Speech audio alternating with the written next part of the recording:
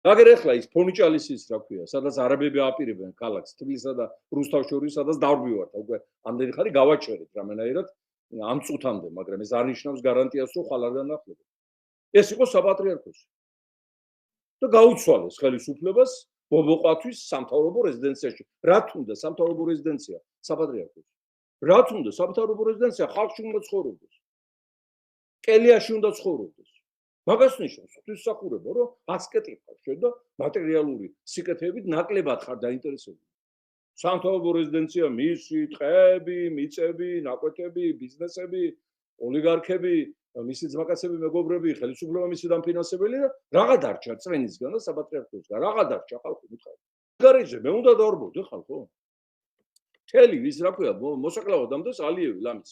ტერაქს მიგეგმავს და კვირაში ერთხელ აგზავნის ნოტებს საგარეო საქმეთა სამინისტროში ჩემი დაჭერის მოთხოვნით თითქოს შულს ვაღვიებ ორ ხალხს შორის იმის გამო რომ გარეჯზე ვიღებ ხმას რომელიც წაგვართვა დაიფრო ოკუპაცია გაუკეთა ჯარები შემოიყვანა და ალიევის მეცხოვნები დაგწქერიან იქიდან მე უნდა დავარბოდე ამ საქმეზე კი მეც უნდა დავარბოდე მაგრამ ვინ უნდა მიმიწყოდეს წინ საპატრიარქო ამოუღიათ ხმა რაც არ ამოუღიათ იმიტომ რომ ალიევმა იმ სოკარის საშუალებით მიაფინანსა და პლუს ამას იმ ტაძრებში მისცა ის რა ქვია გაზი უფასო დაგვი გაზი და გათხოვდა და ტაძრებს რა გაუკეთეს გახვრიტეს რომ გაზი შეეყვანა ჩიქ თბილად ყოფილიყვნენ ჩვენი წინაპრების ხელით ნაშენები ისტორიას და სისხლს და ოფს და ჩვენ სიამაყეს და კულტურის ძეგლებს სვეტი ცხოველში კონდიციონერები მიამაგრეს ეს რა არის რას გავს ყველაფერი ეს ამიტომ ამბობ რომ საპატრიარქო უნდა იყოს ბარიკადებზე ხალხთან ერთად, თავის ბრევთან ერთად.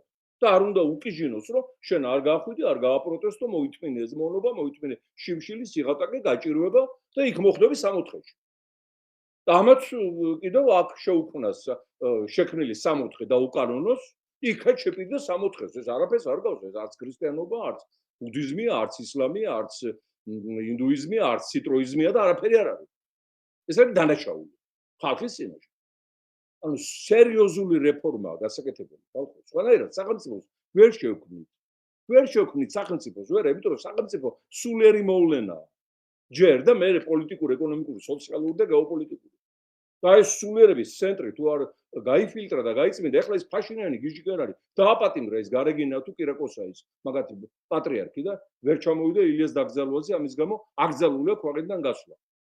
აღკვეთი ღონისძიება შეფარდებული შეაპატიმრების სახით. რატო? იმიტომ რომ რუსეთის და მოსკოვის ცენტრი იყო ისაც სომხეთის სამოციქულო ეკლესია.